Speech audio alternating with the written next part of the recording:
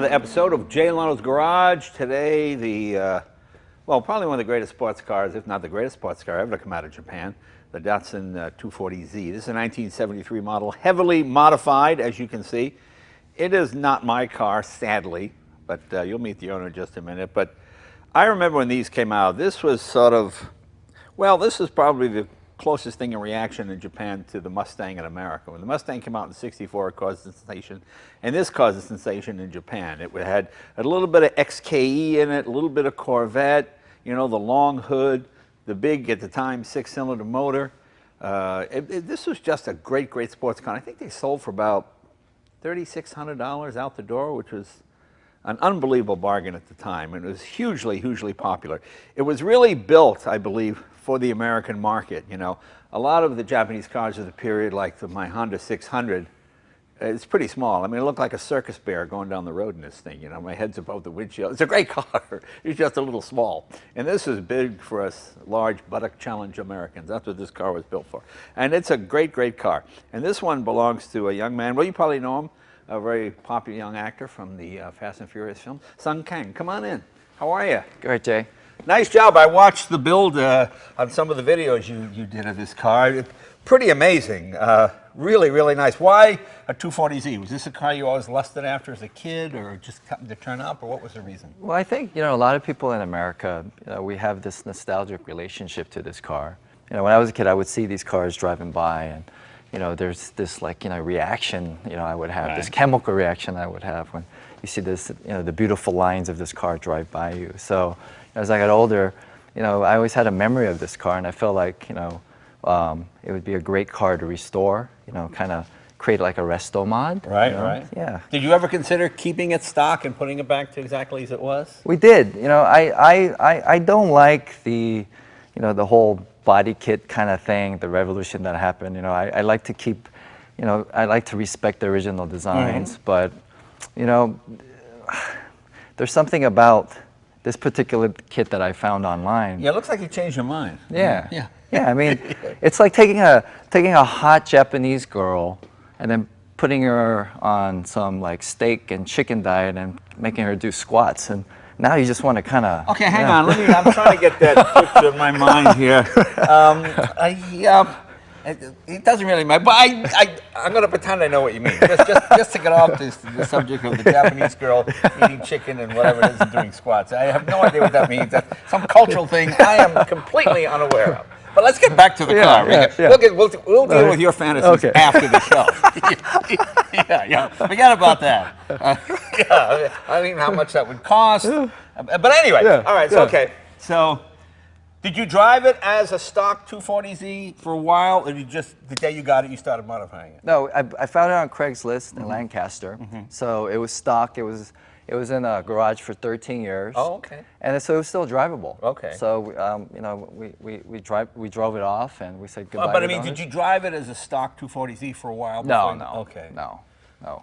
Did you ever drive a 240Z before you got this one? No. Oh, so you'd never driven one even? Okay. Ever. It's my first one. Oh, that's interesting. Yeah. That's interesting. Yeah. Because it was actually pretty nice stock. You know, I remember, I think it was about 10 years ago, the factory went back and found a bunch of these and totally redid them and sold them as new. Yeah. Not new, but reconditioned cars. It really wasn't too successful. I think it was a little expensive at the time. It probably would have been more successful now. Okay, so you get this car, and what's the first thing you want to do? The first thing we wanted to do was we stripped it down, right? And we said, okay, we want to make it a track-friendly car. So we had to, you know, we wanted to put a roll cage in there. I wanted to put bigger tires, so we needed like a fender flare. So I went on Google, and I found this rendering of this body kit, right? And so we couldn't find it, so I sent a message on social media, and I said, hey, I put a post of the picture, and I said, anybody know where I can get this kit? Yeah. And then this company, this aftermarket company, Orange County Greddy Performance, they said that they could help. The kit didn't exist, but they knew Mira from Japan, who works for, you know, has a company, Rocket Bunny. Okay. And he said that, you know, they could contact him, and maybe Rocket Bunny? Rocket Bunny. That's kind of like the chicken doing squats thing again. Yeah. Like, okay. Yeah. All right. Rocket Bunny. Rocket Bunny. Yeah, they make the. Yeah. They put the oomph in the car, you know. Right. Yeah. So, so he called them. And he said, yeah, you know, they would love to be a part of the project. And so we took the car over to Grady, and they just, we came up with an idea, and I came up with a vision. Okay. And we shared it, and we just, you know, we went to work. Now, the motor originally for this car was a what, 2.5 liter, 6-cylinder, Inline-six, yeah. single overhead cam, right? Yeah. About, I think it was what, 150 horsepower, is that about right? About right, yeah. About right, okay, 151, but yeah. that's, you can't have that, you want more horsepower Yes. than that, yeah. Yeah. You want to feed it chicken and beef and Absolutely, okay. yeah. Okay, so what motor did you go with on this car? So we kept true to the Nissan family, Right. So we put a RB26 Okay. with a RB25 transmission, And what would that be out of? a GTR. Okay. Yeah, Okay. Skyline GTR. And Oh, what year motor? the engine's from a 1994 RB26. It's a GTR engine from Skyline. And it's a 2.6 liter. 2.6 liter. Yeah. Okay. But originally the RB26 was a twin turbo. Right. But we chose to go naturally aspirated because, of course, you know, we wanted to put the sexy into the car, and Right, a naturally aspirated engine just has that voice, right? Right, So, right. And then, you know, that's kind of what we did. Very nice. And my favorite thing, I always talk about this Japanese cars, because I love the Japanese front-mounted mirrors. I Yeah. think those are great. Very nice. Yeah. Okay, so now the hood is, so you really haven't touched the body at all other than the, No. than the Well, kit. we stayed with the 904 paint code, which Right. was Kilimanjaro white. Okay. It came with this year for the 240s. And you've so- stripped out all insulation. Yeah. Okay, so no air conditioning, no heater, none of that. Okay. none. But 2,000 stitch welds, you know, as you can see, to Yeah. reinforce it. So Okay, did you have to, it looked like it's a pretty rust-free car, huh? there was zero rust. Yeah? It was a very honest car, you know. That's the great thing about California. Yeah. You find those cars. Yeah. Okay, and brakes are what? Brakes are from Willwood. They're not really track friendly yet. There's some adjustments Yeah. that we still have to work on. Well, we use Willwood on all our stuff, and they really do a good job, you Yeah. know, so whatever you need, I'm sure they can.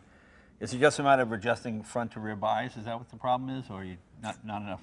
I don't know. Yeah. That's a Grady question. Okay. The guys that are working on it over there right now. Okay. Yeah. Now, you had a couple of buddies working on it with you? Yeah. Okay. Those two other Yeah. Those nefarious-looking those characters? two over there? usual suspects. Gentlemen, yeah. come on in. Yeah. All right. This is my buddy Mike, and Hi, this Jay. is Greg. How are you? Mike, how are you? Yeah. Hi, Greg. How you doing? So is one of you guys the engine guy? One of you guys the body guy? What do you do? We do everything. Oh, When okay. we first bought the car from Lancaster, we drove back to, Greg has a shop up in Pasadena. Okay. And, you know, it was supposed to be a car that will take us probably over a year because we'll spend it every weekend stripping it and having fun with it and taking it onto the track. Right. And one thing led to another. It kind of just, this project kind of blew up. Yeah. And then we started doing the SEMA show. We, you know, Right. we won the best overall for the Gran Turismo award. wow. Very So the good. car will be in the PlayStation game. Oh, cool. And then we, you know, there's a lot of, you know, interesting project that's coming up for the car that we have never imagined What possible. was the hardest part to do? I mean, paint and body work is pretty straightforward. It's, what was the toughest part? I think the hardest part was all the stitch welding that went into the car. Right, yeah. Yeah, there's Ben Schwartz from Grady. He spent, I would say, how many hours? Like, I'd say maybe 60 hours on Yeah. that minimum. Minimum. You know? Yeah. Okay. And then really we're trying to build a car that's, you know, as you can tell, it's heavily modified. Right. But we're trying to be period correct. We're trying to find all these original parts, like the mirror that we got. We found that on Amazon Japan. Right. And these are original mirrors that was remanufactured by Nissan. Yeah, I love those mirrors. Those are great. And then a lot of the little parts, you know, the little Z symbol, you know, these are all original. We kept them. Right. One of the things that we couldn't find out because the car originally was brown. And then at Copper. the time, Right. we weren't sure if there was rust. We Right. didn't want to, you know, it was very difficult tell to the paint from the rust, I mean, yeah. it's brown, so I don't Right. know if it's paint or rust. So that was a big challenge. Well, we were privileged to have Mr. K come to our garage a number of years ago. I think he was about 99 or 100 at the time. For people who don't know, Mr. K was the Japanese gentleman who sort of made this car in America. Because when it was introduced, when sports cars were introduced in Japan, they would have very Japanese translate, lilac, the fair lady. Fair lady. And, you know, no guys wants to pull on Bob's big, I'm driving a fair lady. You know, it doesn't really sound Machismo. And he told the Japanese, no, you need names with Z's and X's and all that kind of stuff. And he really knew and understood the American market, and he became sort of the patron saint of, I had a Datsun 1600 when I was in high school, and he was the guy. You'd see him, you know, holding up products and, you know, very American, not Japanese-like at all, just very loud, and he did Hawaiian shirts, and he was a really interesting guy. So when we had him here, that was a real honor and a real privilege. Now let me ask you about the, did you keep the original steering rack? Yes. Yes, we did. Because I see you kept the original wheel. I like that. Mm-hmm. I mean, that makes it, you know, sometimes people put these little, and I don't feel like I'm in the car anymore, you know. We had that debate. We had that debate. No, I like that because it's a big wheel, and it just, you know, you get these little wheels, and then you got to put an electric rack or something else. And that's really nice. We didn't even clean it. We left the patina on there, you know. That's what I tell my wife all the time. I'm not going to clean that. Let's leave the living room with some patina in it. Yeah. Okay, very cool. All right. And it's interesting because I call this the international social media car, because when we put it online, I mean, we put it on my social network, the interior came from Dubai. This 240 enthusiast that restores 240s in Dubai. Wow. He has a shop called Carbon Signal. He said, hey, I would love to be a part of the build. I know traditionally the 240s have a lot of problems with the cracked dash, right? Right. So, you know, we didn't want to put like a shoddy plastic dash in this. So he actually took our old dash, we sent it to him, and he wrapped it in Alcantara and leather. And he did a great, beautiful job. Cool. Yeah. Well, I know Mr. Nakamura. He's the one working on the next generation 240Z, and I was in Japan, and that was quite an honor too to get to go through all of that. Well, let's see what else can we have here. Let's see. The door is. Oh, we kept the door panels. I didn't strip these out. There's some carbon fiber here. Yep. Yeah. So that's obviously an aftermarket piece somebody's making. Yep. Yeah, it all came from Dubai. Yeah. Yep. Yeah. This is sort of like the Japanese Corvette. Every part is available for this car, isn't it? You should drive a stock one sometime to see what you think. Yeah. I'd be curious to hear what you think about it. Because at the time, it's 150 horsepower. Oh my God, 6 cylinders. Oh, We did drive it when we bought the car. But I mean, you know, really, really put some miles on it. Because it was it was a sports car you could drive every single day. That was always the great thing about it, you know. It was priced just right. Very nice. Let's see what else. You got the spoiler in the back here. And when we took the bumpers off, but we kept the lines, you know, we had a suggestion from a friend saying that, you know, you remove the bumper and we still have these, like, you know, these little indentations. So we just filled the holes. Right. You know, we made it part of the overall look, you know. And how do you say this? Fuguzzi. Fuguzzi. It's like an Italian car. Hey, Yeah. Fuguzzi, get out of here. Get the Fuguzzi out of here. Sounds Italian, but it's not Italian. Is it Japanese? Japanese. Fugu is the fugu blowfish. Oh, okay. That in Japan, it's a delicacy. If you don't prepare it properly, it'll kill you. Right. So I well, thought that it seems fair, I think. Yeah. So it's a good parallel for a track car. If you don't He gets a prepare bad it. chef, he should die. Because he ain't. What's he care? He's not eating it.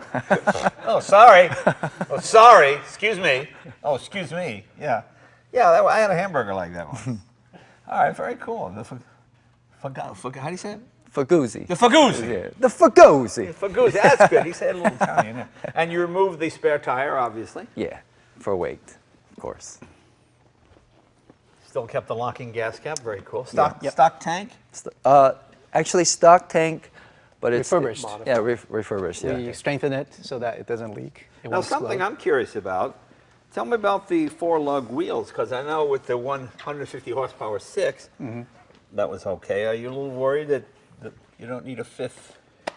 But the Rays, these TE37s, TE37Vs, which stand for vintage, you know, they provide these 4-lug wheels. Okay. So we got lucky, and, you know, Rays, you know, they reached out and said that they would love to be a part of this. And It's hard to find a 4-lug. Sure is. Especially a big tire like that. Yeah. Well, let's open the hood and take a look at the motor. Absolutely. Ooh. Boy, that's a nice installation, isn't it? It looks stock. And look how much room there is. You know, there was a guy back in the 70s, I think he called them Scarabs. He put 327 Chevys in these. A little front engine heavy, but they were interesting. Very nice. What kind of horsepower are you making, you think? We just dynoed it yesterday, and we're putting down 240, 245 to the wheels. Oh, that's great. And thanks for being honest. You know, I get some people, what are you, putting about 800. No, you're not. You're not making 800.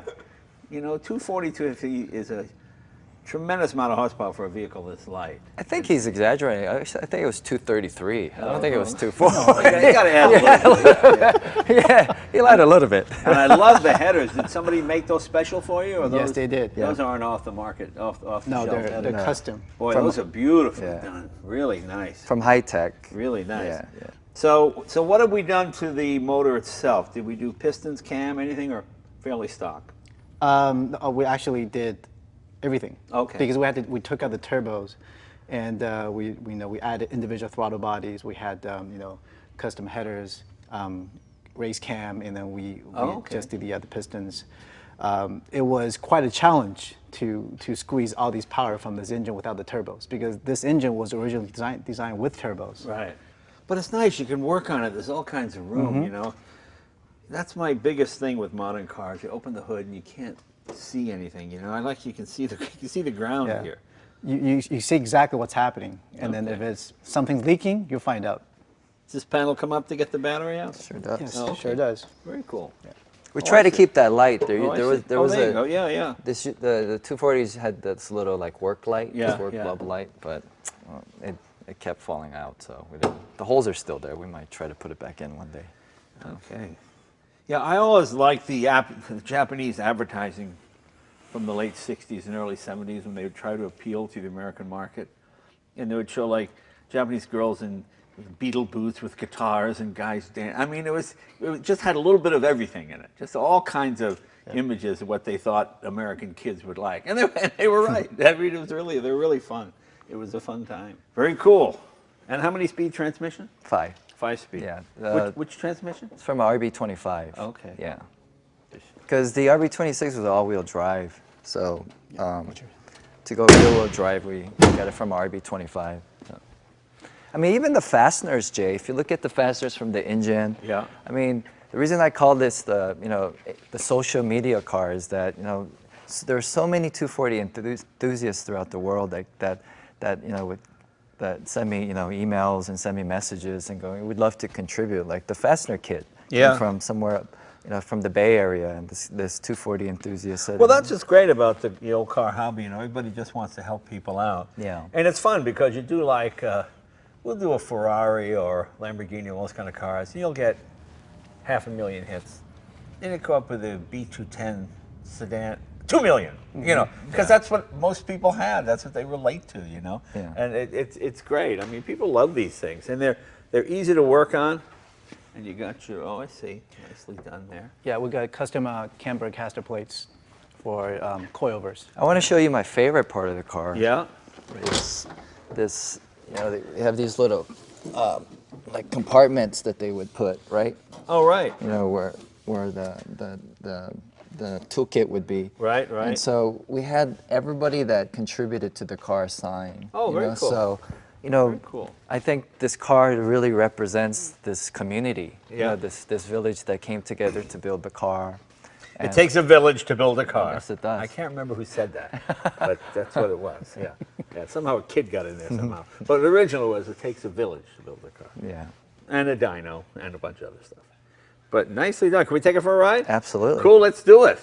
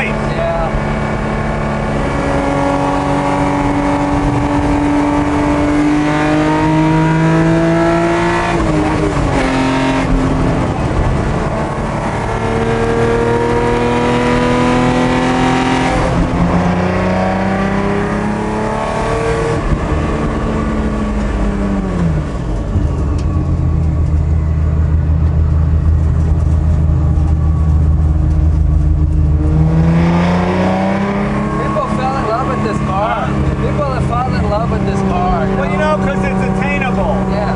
You know, it's not like some gazillion-dollar Lamborghini or something where nobody could really ever own. Yeah. I mean, that's what's fun about these kind of projects. People look at yours and go, oh, and they can copy some of the stuff you did and put it on their car.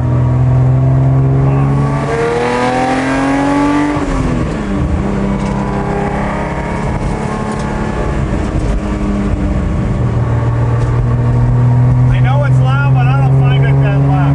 You know, it's not like it's popping and banging, you know, it's all like a soundtrack.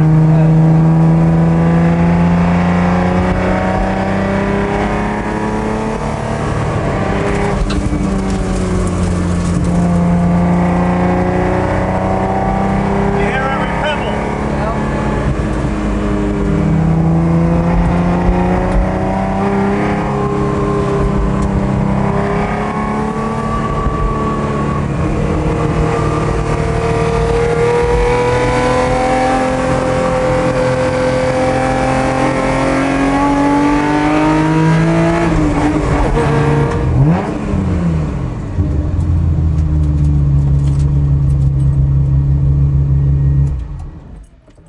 What a cool car this is. This is time to reflect for a minute. Use an Asian reflection. But you know, I love this mixture of Asian cars with American hot rodding. You got guys from Dubai contributing to it. You know, this is a cool thing about the social media thing. You get people from all over the world get excited about a project like this, you know? I mean, it really is neat. I mean, there's little bits of everything. There must be half a dozen countries involved in this thing. Absolutely. And it's really kind of cool. I think it's really exciting. And, you know, as I said before, there's nothing like having fun with something you built yourself, because then you, oh, it needs this, it needs that. Like, we probably need a little more booster in that brake. Yeah. It takes real pedal pressure to stop this, which is fine for the street, but I think if you're racing, man, you're going to be on that, you know? Yeah. So that's probably one little thing I would do. But, I mean, the engine sounds unbreakable. It just sounds like a watch. It just revs up and down, no popping, no banging, and not sucking air in through the intake and popping or any of that. I mean, it's really, really nice. And I don't find the noise to be intrusive. I wouldn't go on a date with this car. And what does your wife think of this? She won't ride in this car. It smells, it's too loud. It smells, it's too loud. My hair, ow. No vanity mirror. No vanity mirror. There you go. Okay, now you're getting in trouble. Okay, we're gonna stop her right there because I know he's gonna want to go home. At some point. But, you know, I never even got this thing in fifth gear. It loves to rev so much. All in the freeway and third and fourth. Let's take it up. We'll take it on see how she cruises. People like it when I say that. We'll take it. We'll do our little on-ramp thing. We'll go through the gears, and then we'll head back. Come on.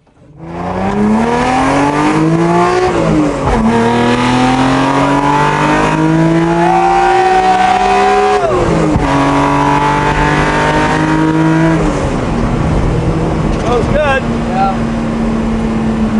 So let's see. 60 miles an hour. In fifth gear is about 2,700. Not bad.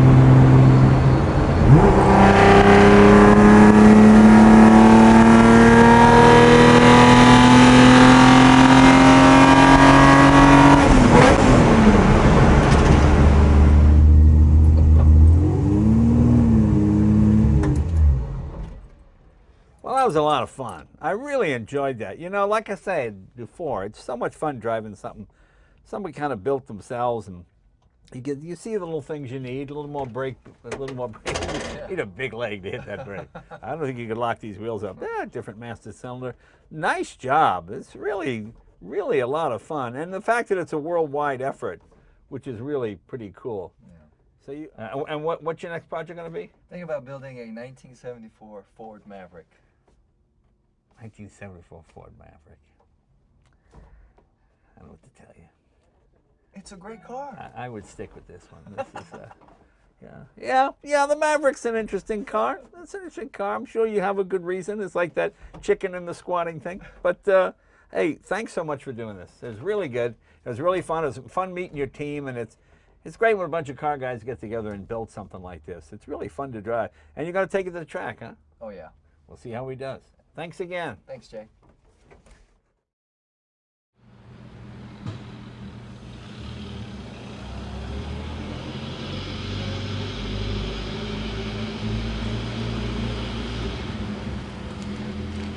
Wow.